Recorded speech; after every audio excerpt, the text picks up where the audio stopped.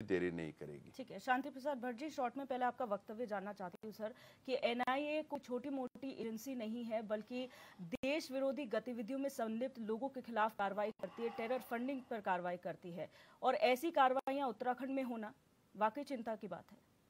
बिल्कुल दिव्या, बहुत सही आज जो डिबेट है ये निश्चित रूप से उत्तराखंड की जनता का ध्यान आकर्षित करेगी और ये भी महसूस करेगी कि देवभूमि के लोग आखिर कहां और किन के इशारों पर बदनाम हो रहे हैं।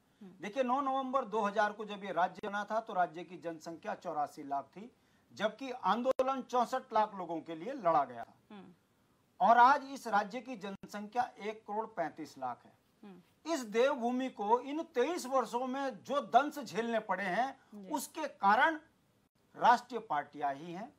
चाहे भर्ती घोटाला हो तो राष्ट्रीय पार्टियों का नेता 5 रुपए की रसीद काटकर एक पदेन सदस्य बन जाता है, उसके बाद वो नौकरियां बेचने लगता है। सरेआम बूढ़े बुजुर्गों को घर में हत्याएं हो रही हैं।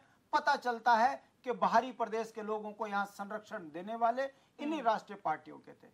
अभी हाल में एक महाअपराधी जो उम्र कैद काट रहा था, उसकी बेटे की शादी में राज्यपाल भी गया हुआ, मुख्यमंत्री भी गया हुआ, दोनों राष्ट्रीय पार्टियों के। इनका गठबंधन समझिए कि उत्तराखंड कितना जकड़ चुका है बाहर के लोगों से और बदनाम कितना हो रहे हैं कि हमारे देवभूमि में बड़े बड़े वो लगते हैं एटीएम के पैसा निकालने का जुगाड़, और सरकार को पता नहीं है।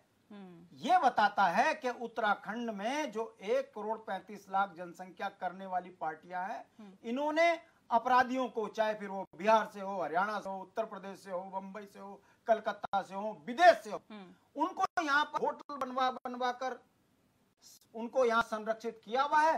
परिणाम आपके सामने है कि यदि ये सत्य है कि देश में बैठा हुआ कोई व्यक्ति देश की एकता और अखंडता को खतरा कर रहा है और हमारी सरकार को पता नहीं है, दिल्ली की सरकार का एक एनआईयू का अफसर आकर अचानक छापा मारता है, तो ये बताता है कि जो पहाड़ी हम दो हमारे दो की नीति पे शांति से देवभूमि की संस्कृति में जीना चाह रहा था, उनके बच्चों को, उसके राज्य को खतरा कितना हो चुका है, ये सवाल आज आम जनमानस के मन मस्तिष्क में खड़ा हो चुका है।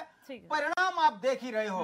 राज्य के अंदर किसी एक विषय पर यहाँ का व्यक्ति यदि संतुष्ट हो तो मैं आपके सामने हाथ जोड़कर माफी मांग लूं, हम सरकारों से लूटे जा रहे, हम बाहर वालों से लूटे जा रहे, हत्या हो रही है, और एनआईए का छापा ये बताता है ये देवभूमि नहीं, इस देवभूमि के अंदर डकैतों का कब्जा हो चुका है। संरक्षित करने वाली राष्ट्रीय पार्टियां हैं और पश्चाताप उत्तराखंड का जनमानस कर रहा है। हे भगवान, एनआईए की इस छाप से उत्तराखंड को बचाइए और ऐसे बेईमानों को बाहर कीजिए। डीके पाल जी, आपका वक्तव्य जानना चाहूंगी। यहाँ तो शांति प्रसाद भट्ट जी कह रहे हैं कि दोनों राष्ट्रीय पार्टियां हैं, अब तो आप भी राष्ट्रीय पार्टी बन गए हैं, लेकिन एनआईए अगर कार्रवाई कर रही है तो किसी भी टेररिस्ट का कोई धर्म नहीं होता और इस प्रदेश तो धर्म से जाना जाता है। बिल्कुल बिल्कुल, निश्चित रूप से आदरणीय बड़े भाई शांति प्रसाद जी की जो चिंता है, क्योंकि जब कोई राज्य के लोग, नौजवान, मातृशक्ति और तमाम लोग अपने राज्य को बनाने में,